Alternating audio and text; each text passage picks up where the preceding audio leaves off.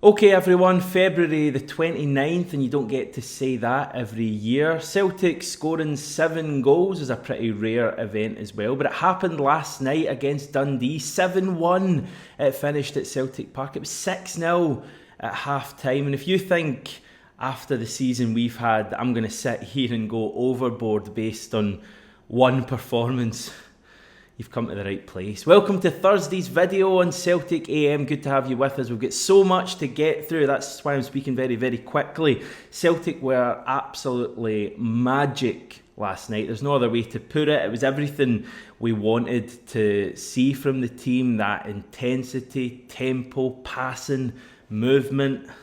Just like that John Collins clip you see around social media from time to time. No, it really was good stuff. A few of my pals at the game spoke about how good a night it was. Obviously the stuff on the pitch, I think off the pitch as well, it was a really big night for the Celtic support. We'll touch on that as well. It's kind of amusing because I was at a game last night here actually seeing the Matildas, who are the most popular sports team probably in Australia at the moment. They're the women's national football team.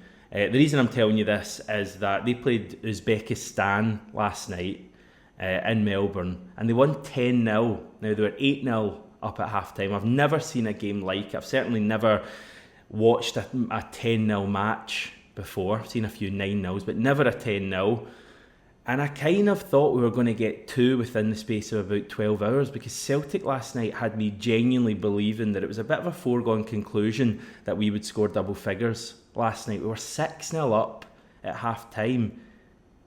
There was more outfielders who had scored in the first half for Celtic than hadn't, which is like totally bizarre. Obviously didn't quite happen in the second half, but we still won 7-1. It was an incredible night and a real breakthrough performance maybe for this team that Brendan Rodgers is putting together right at this stage. Bit strange as well because I sat down to watch the game and like Dundee actually started really well inside that first minute. They had a couple of pretty big chances. Joe Hart made a save, a ball got flashed across, and I was thinking in my mind, you know, is this going to be another one of these uninspiring performances that we've seen so far this season? Because we were very uninspiring for the first minute, but really from that point it was anything but that. I just thought there was a real intensity to our game.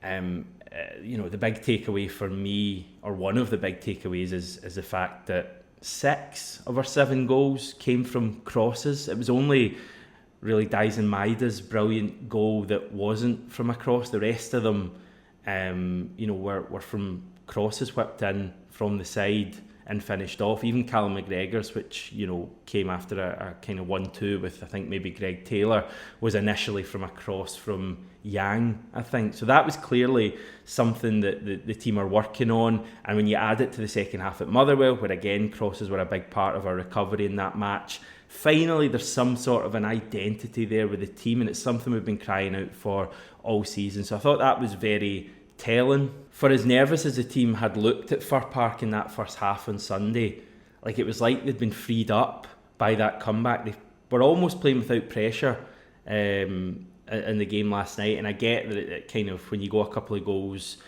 up very early on, you do play with more pressure, but I thought that was abundantly clear last night. And you just go through the team and there was so many positives. The wingers were both really direct and involved in the game. The two fullbacks, as I say, were putting crosses into the box, but they weren't just putting crosses into the box, they were putting really good deliveries into the box. Greg Taylor, Alistair Johnson both had a number of fantastic deliveries. Both of them had really good assists, and players were running onto it as well. It wasn't just a case of every cross going to Ida. I mean, we literally had Cameron Carter-Vickers score a header, albeit from a set piece, so he was up the park. We had Greg Taylor getting on the end of one, Matt O'Reilly getting on the end of one, we had Kelly in the second half getting on the end of the one.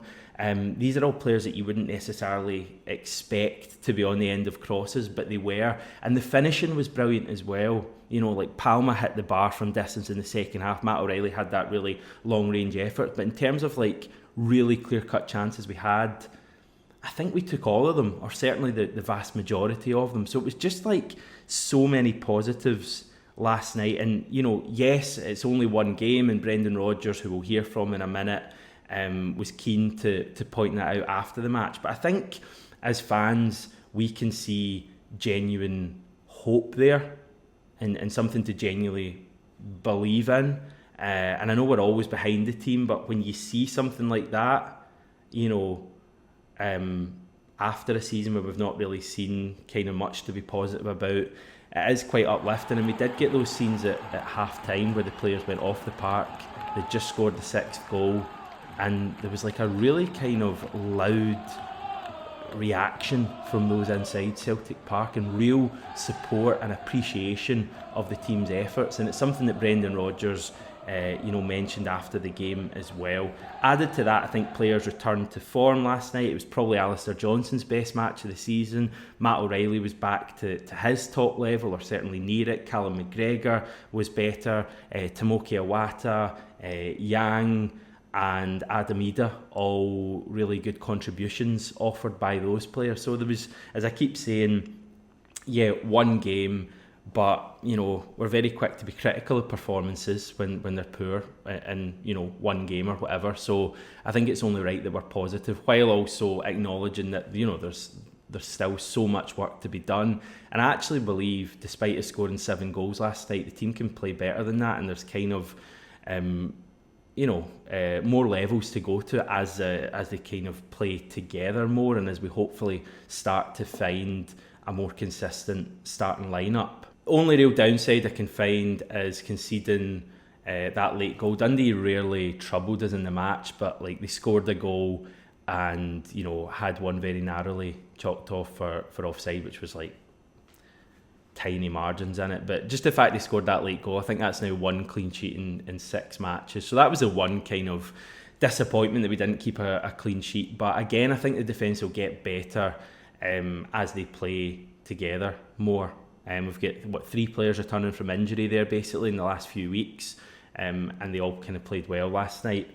So yeah, brilliant. Now Stevie, who you all know, was asked to the post-match press conference on behalf of GigPod last night. He went along, and he's very kindly, actually, wasn't even expecting this, sent us over the audio from Brendan Rodgers' post-match press conference. It was a top performance. I think it was great. You know, I certainly enjoyed watching that. I think the supporters did. So it was great ambition by the team. You know, Dundee have had a fantastic season this season, but I just thought we were at the top of our game tonight. Players coming back, connecting the game, speed in the game, tempo in the game, creativity in the game, and a real ruthless mentality. You can see that you know, I've said about the pitch a few times, but I've got to give a big congratulations to the staff, because they've been working so hard over the last few weeks to get it to a level that allows us to play at that speed, and you can see the difference it makes. So I thought all round, from the stands to the pitch, great night for us. Was it one of your best attacking displays of the season? Yeah. I think as I said, the tempo in the game and the speed of the game was more like the level I wanted to be at. Brendan, could you feel a sort of reconnection with the fans and the team tonight? It felt evident as the first half was going on that they were enjoying it. It felt more like when I was here the first time. Just that ruthless mentality in the team, the simplicity in the game, the football, and that's why we're here. We're here to entertain the supporters, and there was a really nice moment at half time when they were coming in. I think they could see then how the level had jumped up in the performance. So everything we wanted from the game, the runs, the movement, the ambition, and credit to the players, because I said at half time, this is a game now, if you come in here with the same scoreline, you'll be disappointed. So this is now about not getting in your comfort zone. This is now about pushing, becoming physical, because if you don't push physically, then you'll end up in the same scoreline. So they created more opportunities in the second half, and like I said, I was so pleased for the players. Any words on young Daniel Kelly coming on, impressing us, but obviously a great finish as well. That's a brilliant finish. He's a young player that I've loved working with since I've been back. He came with us in pre-season to Portugal, and he has this incredible attitude. He was 17 years of age. You can see physically how developed he is. He has power, he has speed, his touch, his sufficient ability on the ball. He has a drive, and he is only going to get better. And part of me, the idea and strategy here is to allow these young players to come in and develop. This is a part when the squad's so big. It's sometimes your youth players and your young players that get left to the side. So he's an example of when there's room for them to come and train and work with you, you see the rewards for that. Him and Rocco Vata have been training. Rocco hasn't had the game time so much, but he's been equally as impressive. But it was a brilliant goal, especially with his right foot, because he's very dominant off his left side. But great finish for him, and it's so, you think, but he's been here since he's 8 years of age, trained in Barfield many nights, getting up to Lennoxtown. So for him and his family, it's such a brilliant night for them, and so happy for him. And now he's just got to keep working and stay focused. Can a result and a performance like that be a catalyst for the final 10 games of the season for the title running? Well, it's one game, but it's like the weekend's game. It's good for your confidence, but more so the performance. I've been saying it all the way through the season. It's I'm very much about performance level, and we can perform to levels with the right hunger and desire, and having all these players to give us that connection again. Then it can really help us. So tonight was a great night for us. Brilliant for the supporters. They go away happy with that, and now we're down to the 10 games, but really our focus is now on the next one, and we'll really look forward to it and relish that. We mentioned before the match when we spoke about the fans' reaction and the sort of energy that they can produce. Was that really evident tonight, and how crucial will that be as we head to those final 10 matches of the season? Well, it is. It's everything. I think there was no anxiety. Clearly, you're 6-0 up at half time, and it helps. But certainly we gave them something to be proud of and be happy of, and that's our job. That's why we're here. We're here to produce a level of performance that excites them, and that's always the ambition here. So, but I think the beauty tonight, you see the players coming back that make the difference. We've actually been playing. People talk about different shapes and different systems. We've been playing the same way all season. But when you have your best players that connect everything, the game looks different, and that's what we had tonight. The speed was there, the combinations, the tempo. I thought Adam Edig was a great reference point for us. Deep line defences, you need the striker to be able to set the game, but you're going to be crossing quite a lot. It's the type of team we are, different types of crosses, and he was very good for us. So yeah, lots to take away and dissect there from Brendan Rodgers. Right at the start, he mentioned and praised the groundsman for the work done getting the pitch to a standard where we could play that kind of fast football last night. The quote I felt more like when I was here the first time was a really interesting comment, I thought. And the game actually last night, before I even heard that quote from Brendan Rodgers, reminded me a lot of his third season at the club. Now, you may remember third season away from home, we were quite dodgy. I think we lost to Hearts and Hibs and Kilmarnock and Rangers and all that before he left for Leicester. At home, we were really solid, and we would routinely beat decent teams like Kelly under Steve Clarke. I remember us beating them like 5-1 at home, and Hibs I remember us battering them, and Hearts as well. It was a real theme of that first half of the season that we were relentless and scoring loads of goals at home, and that performance yesterday reminded me a lot of that. And hopefully we're going to see more of that between now and the end of the season, because there's no doubt that watching Celtic at Celtic Park has been a drag this season, and I always think season ticket holders pay their money and deserve to be really entertained in home matches. Obviously every Celtic fan deserves to be entertained, but last night was much more like it. And as I say, hopefully the team now, realises that that's what it's all about. He praised Daniel Kelly as well. Great night for Daniel Kelly, and spoke highly of Yang as well. I don't know if that clip was actually in there, but he praised Yang for his performance against Owen Beck, the Dundee fullback who's on loan from Liverpool. Rodgers said that Yang had struggled against Beck at Celtic Park earlier in the season, but Yang was excellent last night, and Rodgers, really praised him. Yang certainly for me has nailed down that right wing position based on last night. By the way, Stevie also asked a question to Cameron Carter-Vickers post-match. I think Tynecastle's going to be a massive game on Sunday. I know that we flip half an hour, then you get 60 tonight. Do you think you're far off doing the 90 for Tynecastle? Yeah, I don't think so. I think, hopefully, I'll be able to play 90 minutes in that game, and like you said, it'll definitely be a tough game there. Last time we played mostly here, we lost 2-0, and so, we know we have to be right up for that game. So yeah, having CCV back, obviously really good news. A couple other things to round up now. At full time last night, the boys unveiled this banner reading, "Write our own story, fight it out until the end." And wee things like that just get me going. I mean, the players would obviously have seen that as they do their lap of honour or whatever after the match. And yeah, that quote, obviously based on what Brendan Rodgers said after the Motherwell game, "We'll write our own story," etc. That is going to be on t-shirts at the end of the season if we do somehow manage to win the league. I might even get a mug made or something like that. Final kind of amusing bit of last night, amusing for us, maybe not for the people involved. As if the night couldn't get any worse for Dundee, their bus broke down just outside Celtic Park on the way home and had to be towed. So not a great night for them, but they're still having a good season. Here are the Premiership results from last night. Aberdeen losing 2-0 at home to St Johnstone. Very bad result there. The Edinburgh Derby finished 1-1 at Tynecastle. Rangers came from behind to beat Kilmarnock.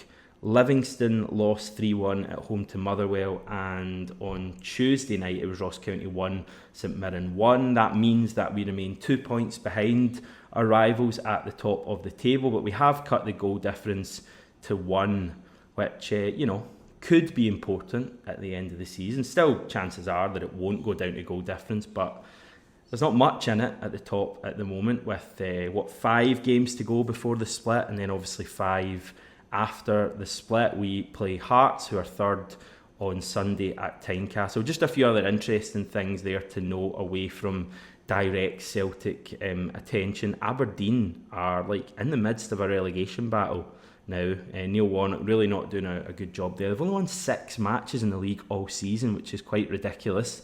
Certainly only 4 points ahead of the playoff place at the moment, and right at the bottom does look a bit bleak for Livingston now.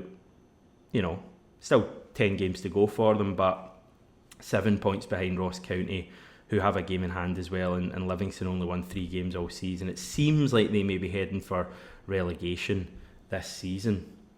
So yeah, we now move forward. Last night will be forgotten very quickly, I would suggest, and we move to Tynecastle on Sunday. And obvious statement alert, I think it's going to be a very telling afternoon in that match. We're going to have a lot against us, a lot of pressure on us going into that game. I think we're going to be 5 points behind again, like we were last weekend. We're only going to have 500 odd fans at Tynecastle. We know how much they don't like us and how difficult a game that can be for us.